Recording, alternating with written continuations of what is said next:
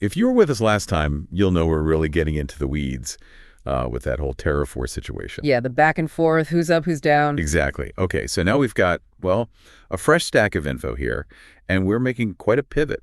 We're shifting from that big global trade picture to a very specific and honestly pretty tense regional conflict, India and Pakistan. And it might seem like a big jump, tariffs to territorial disputes. But what's really fascinating is how connected these things often are. Oh, totally. Hey, everyone, and welcome back to Sip and Talk. I'm Joe. And I'm Sunny. And we're so glad you could join us for another deep dive. The fallout from global economic stuff can seriously impact regional stability. And, well, it goes the other way, too. It's like those dominoes, right? Yeah. One little push and suddenly everything's wobbling. So our mission today really is to get a good handle on the history here, the deep roots of this India-Pakistan conflict. Then figure out what exactly went down with that recent flare-up back in April and May 2025. And crucially, try to connect the dots. What could this all mean for the rest of the world, especially with those tariff changes we just talked about still kind of swirling around? Absolutely. And we've got some detailed source material to walk through. To really get the current picture, you kind of have to go back, way back. To the beginning. 1947, the partition of British India. I mean, this single event created both modern India and Pakistan. Right. And it triggered just one of the largest, most devastating mass migrations in human history. We're talking about like 15 million people forced to move. 15 million. Yeah. And the violence, the religious violence. Yeah. It was horrific. Estimates are anywhere from 200,000, maybe up to 2 million deaths. That initial trauma, it really set the stage for, well, so much of what followed. Wow. 2 million. Yeah. It's almost impossible to grasp that scale. And right smack in the middle of all that chaos was Kashmir. Whoa. What was the deal there? Why did it become such a flashpoint immediately? Well, Kashmir was unique, mostly Muslim population, but ruled by a Hindu leader. Oh. So right away you had tension. Both new countries, India and Pakistan, felt they had a legitimate claim. And that disagreement, it didn't take long to blow up. Led straight into the First Indo-Pakistani War, 47 to 48. Oh, wow. And the outcome of that war was the line of control, the Lasi, which basically divided Kashmir. So the Lasi, that's still pretty much the border today, isn't it? But obviously that dividing line didn't solve things. Oh, not even close, not by a long shot. The Kashmir dispute has just remained this constant source of friction, led to several more big wars. Right. There was another major one in 1965, again, mostly about Kashmir. And interestingly, both the U.S. and the Soviet Union actually stepped in then to help broker a ceasefire. Shows you how early this became an international issue. Cold War politics even then. Exactly. Then, 1971, that war was different. It was about East Pakistan wanting independence. Which became Bangladesh. Became Bangladesh, right. India heavily supported Bangladesh's independence, which was, a massive blow to Pakistan, effectively splitting the country in two. And then fast forward a bit, 1999, the Kargil War. I definitely remember hearing about that one. What kicked that off? Kargil, yeah. That involved Pakistani soldiers and militants crossing the line of control into the Indian side in the Kargil region. It got really hairy, brought them dangerously close to another full-scale war. Wow. And again, international pressure was key in getting Pakistan to pull back. But maybe the most critical development in this whole timeline, nuclear weapons. Yeah, that changes everything. India tested first, 74. Pakistan followed in 98. And suddenly, any conflict carries this terrifying risk of, well, nuclear escalation. Definitely ups the stakes dramatically. So even today, 2025, what's the core issue still driving the Kashmir dispute? Is it still just about that line? Fundamentally, yeah. India controls the southern part, Pakistan administers the northern areas, but both claim the whole thing, full sovereignty. Still, after all this time. Still. And you have these constant accusations. India says Pakistan actively supports cross-border terrorism, trains and funds militants in Indian-controlled Kashmir. Okay. Pakistan flatly denies that, and they fire back, accusing India of oppressing the Muslim population on their side. It's just deeply entrenched. Decades of mistrust, animosity, very sensitive for both sides. Which I guess brings us right up to April and May of 2025. Yeah. What was the specific spark this time? What set off this latest round? The immediate trigger, according to the reports, was a terrorist attack. April 22nd, 2025, in Pahalgam, that's in Indian-administered Kashmir. Okay. Really tragic. 26 civilians killed, mostly Indian tourists. India pointed the finger very quickly, very directly, said it was a group called the Resistance Front. Never heard of them. They claim it's linked to Lashkar-e-Taiba, which is a known Pakistan-based militant group. Right, I've heard of them. Pakistan, though, completely denied any involvement. They even claim their official statements were hacked somehow. Hacked, okay. So India's response, I'm guessing it wasn't just diplomatic protests? Yeah. No, it was military. Pretty significant. May 7th, they launched Operation Sindoor, involved 14 airstrikes. They hit 9 different locations, claimed they were inside Pakistan and Pakistani-administered Kashmir. 14 strikes! Wow! India was very clear. They said they were only hitting terrorist infrastructure. Jaish-e-Mohammed, Lashkar-e-Taiba targets explicitly said they weren't hitting Pakistani military sites. And they used some serious hardware. Oh, yeah. Reports mentioned Rafale jets, SKLP long-range missiles, BrahMos cruise missiles, pretty advanced stuff. Okay, so India strikes, then Pakistan retaliates. Operation Bunyan and Marsoos, is that right? Sounds intense. It does. Yeah, Pakistan hit back on May 10th, called it Operation Bunyan and Marsoos. They claim their targets were Indian military bases. Okay, so a direct military-to-military response, they claim. That was their claim. But they also alleged that India's earlier strikes had killed 31 civilians, hit a mosque. India immediately denied that, said Pakistan was the one hitting civilian areas, including Hindu religious sites. So complete opposite stories. Exactly. Totally contradictory narratives. Makes it incredibly hard to know what actually happened on the ground, who hit what, who killed whom. And this was also being called the first drone war. What's that about? Yeah, that was a notable feature. Both sides apparently used drones extensively. India deploying Israeli-made Sky Strikers, Pakistan using drones made in Turkey. Interesting. And the numbers they claimed, just wildly different. Pakistan said they shot down 77 Indian drones. India claimed they took out somewhere between 300 and 400 Pakistani drones. 300 to 400. Those numbers are miles apart. Completely. It's almost impossible to reconcile. Gives you a sense of the scale, maybe, but also the information warfare aspect. Right. The fog of war plus propaganda. So how did this immediate flare-up end? Where are things sitting right now? Well, a ceasefire was actually agreed upon pretty quickly on May 10th. Direct communication between the military operations heads went into effect that afternoon. Okay, so they talked directly. Apparently so. Okay. And they even scheduled negotiations to start May 12th, which is today as we're recording. Right. But despite the agreement, accusations started flying almost immediately. Both sides accusing the other of violations. Reports of continued firing skirmishes along the Lal Pass. So fragile is probably an understatement. Extremely fragile. And there's been a lot of international involvement trying to calm things down. A group of 36 countries involved in mediation efforts. U.S. Secretary of State Marco Rubio apparently proposed third-party negotiations. 36 countries. That shows you how worried the world gets when these two start shooting. Definitely underscores the global concern. Yeah. What about the human cost? I mean, beyond the conflicting claims, what are the casualty figures being reported? Well, again, heavily disputed. Pakistan reported 31 civilian deaths, 33 military dead.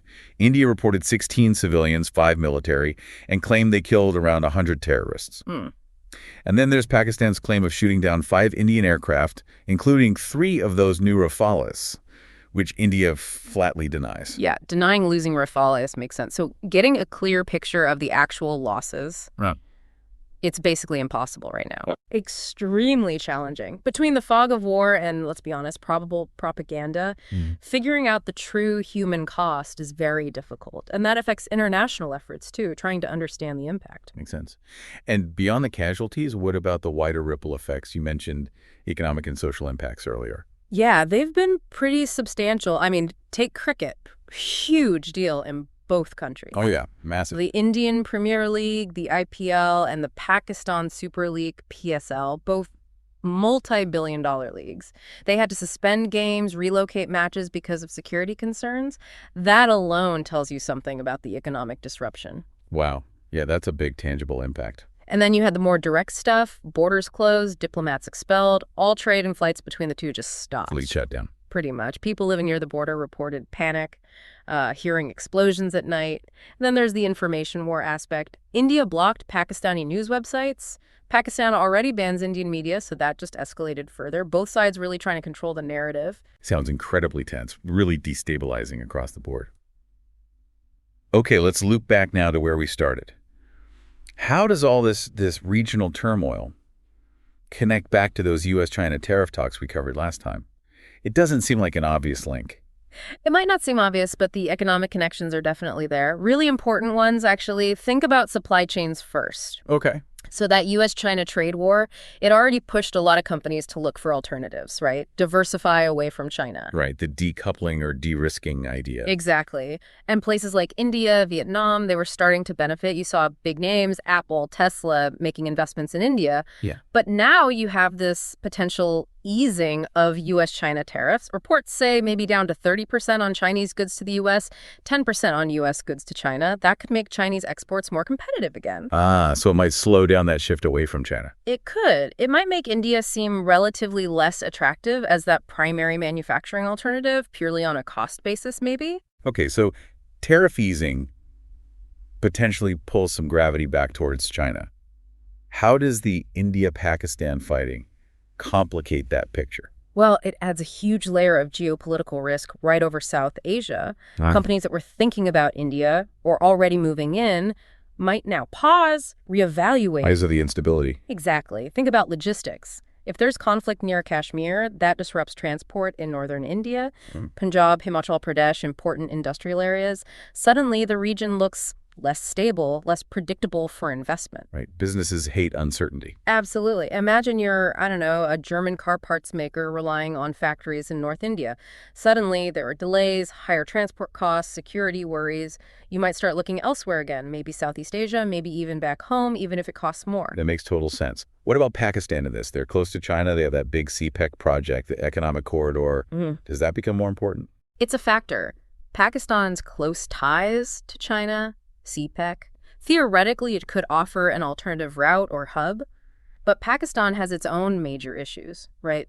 Domestic instability, those persistent terrorism allegations.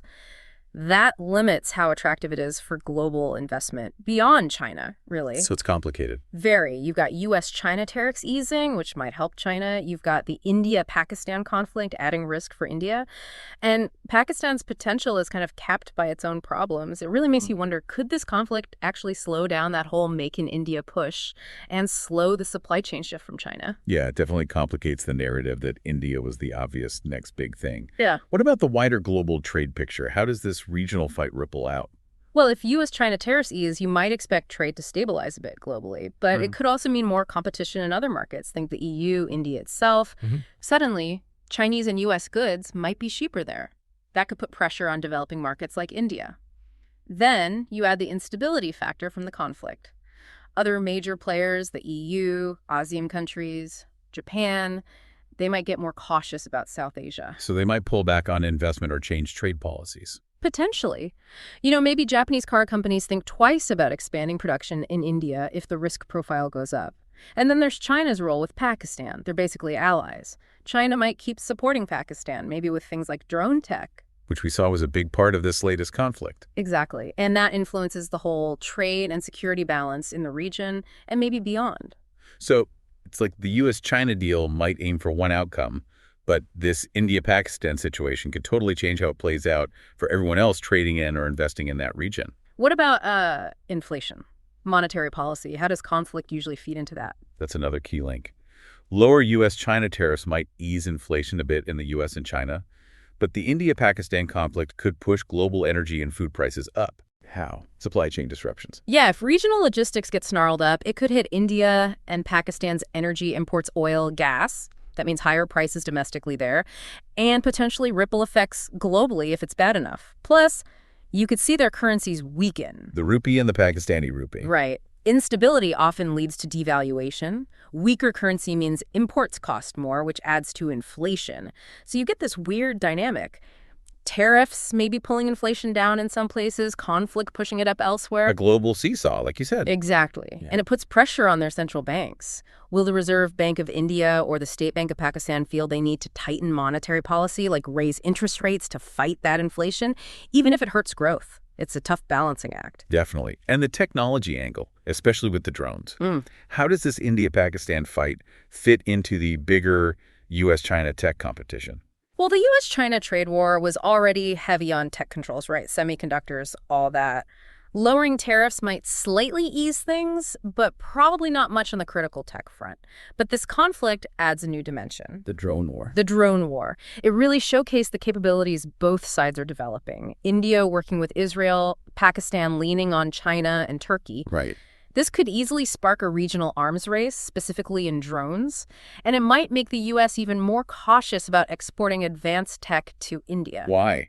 Fear it could end up with Pakistan. That would likely be the concern. Could it be transferred? Could it escalate things further? It complicates the U.S. strategic calculus in the region, and that, in turn, could potentially hinder India's own tech ambitions, like their Digital India initiative, if they face tighter restrictions. So drones become another piece on that complex geopolitical chessboard.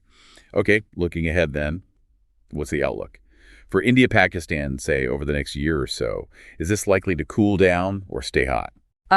The immediate outlook seems pretty precarious, very uncertain. Yes, there's a ceasefire, but tensions are still incredibly high.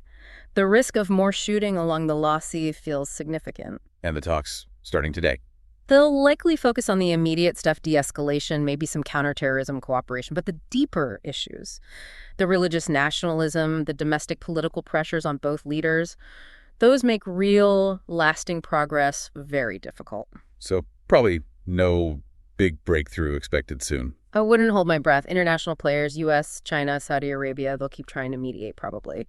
But U.S. talk of non-interference plus Pakistan's reliance on China, it might limit how effective that mediation can be. And the economic cost continues. Oh, yeah.